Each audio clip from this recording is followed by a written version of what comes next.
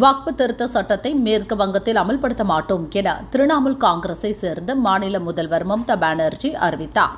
வக்ஃப் திருத்த சட்டத்தை எதிர்த்து முர்ஷிதாபாத்தில் ஒரு தரப்பினர் போராட்டத்தில் ஈடுபட்டனர்.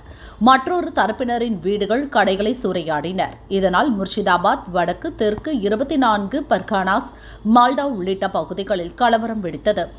3 பேர் பலியாகினர், பலர் படுகாயமடைந்தனர். கலவரத்தை ஒடுக்கவும் சட்டம் ஒழுங்கை நிலைநாட்டவும் மாநில அரசு தவறிவிட்டதாக பாஜக குற்றம் சாட்டியது. முர்ஷிதாபாத்தில் மத்திய படையை பாதுகாப்பு பணியில் ஈடுபடுத்த வேண்டும் என பாஜகவை சேர்ந்த சட்டசபை எதிர்க்கட்சித் தலைவர் சுவேந்து அதிகாரி கொல்கத்தா ஹைகோர்ட்டில் மனு தாக்கல் செய்தார். இதை அவசர மனுவாக விசாரித்த ஹைகோர்ட் உடனடியாக மத்திய படையை பாதுகாப்பு பணியில் ஈடுபடுத்த மத்திய அரசுக்கு உத்தரவிட்டது. இதையடுத்து சிஆர்பிஎஃப் மற்றும் பிஎஸ்எஃப் வீரர்கள் முர்ஷிதாபாத் விரைந்தனர். கலவரத்திற்கு காரணமான 150 பேர் கைது செய்யப்பட்டனர்.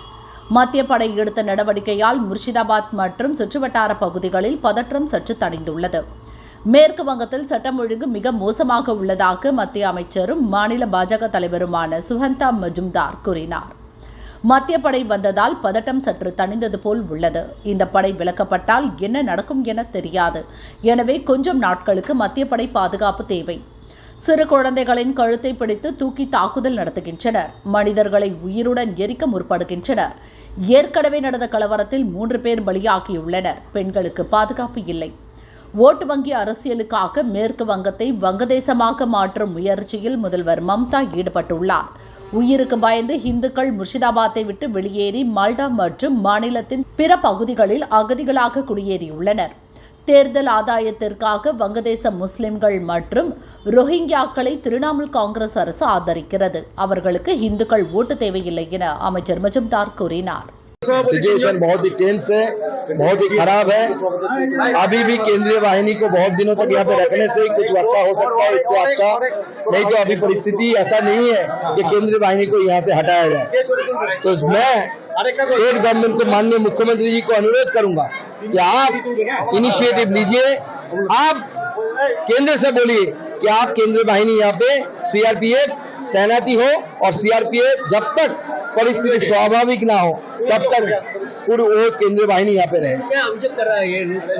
आपने देखा तो आपके सामने क्या इज्जत लूटने की कोशिश हुई, कपड़े खींच लिए गए, जिंदा जला देने की कोशिश हुई, छोटे से बच्चे के यहाँ पे पकड़ के मारने की कोशिश की गई.